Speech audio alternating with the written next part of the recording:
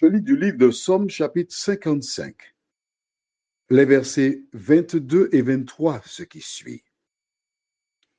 Sa bouche est plus douce que la crème, mais la guerre est dans son cœur.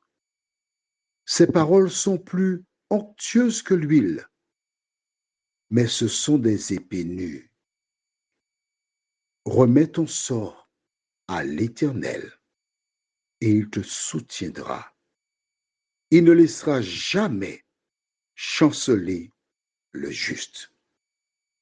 Le thème, c'est remettons, prions. Notre Seigneur et notre Dieu, combien nous sommes heureux d'être à ton service. Combien nous sommes heureux de savoir que face aux difficultés de la vie, tu te tiens à nos côtés. Merci pour cette parole. Merci de nous visiter.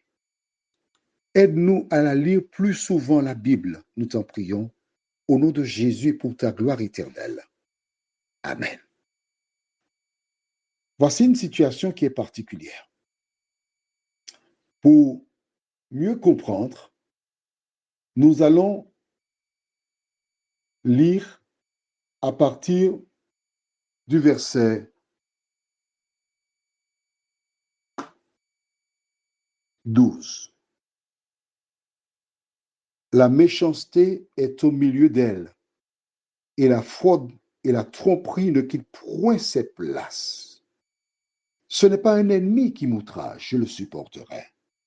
Ce n'est pas mon adversaire qui s'élève contre moi. Je me cacherai devant lui.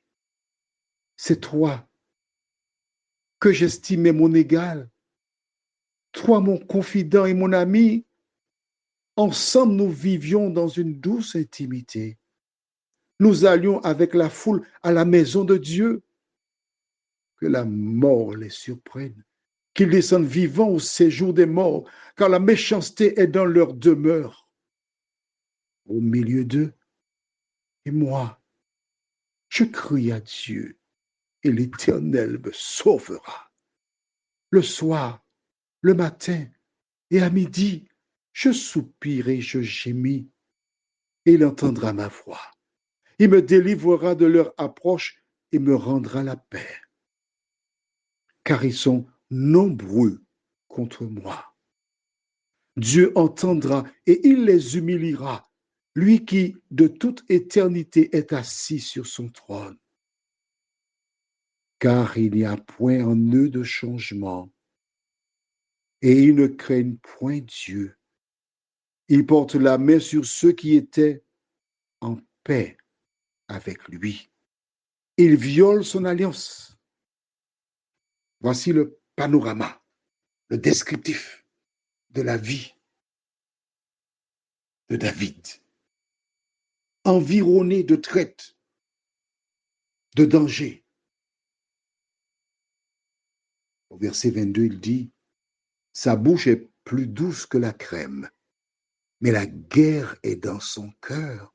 Ses paroles sont plus onctueuses que l'huile, mais ce sont des épées nues. Nous sommes au milieu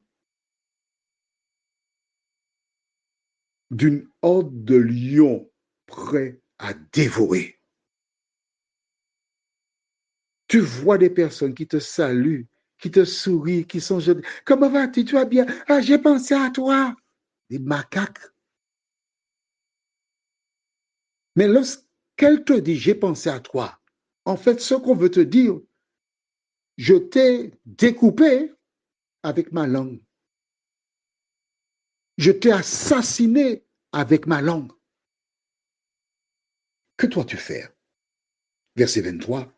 Remets ton sort à l'Éternel et il te soutiendra. Il ne laissera jamais chanceler le juste. Tu dois être juste. Tu dois écouter la parole de Dieu, faire ce qu'il te dit. Et c'est ainsi qu'il peut te soutenir. Prions. Notre Seigneur et notre Dieu, quand nous lisons ces versets du Psaume 55, nous réalisons que notre vie ressemble fort à celle de David.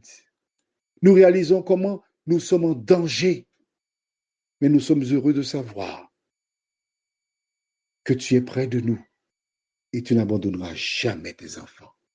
Merci pour ta parole, Seigneur. Merci pour ta présence. Merci de nous soutenir, nous t'en prions, au nom de Jésus et pour ta gloire éternelle. Amen. Je te souhaite une bonne nuit sous le regard de Dieu.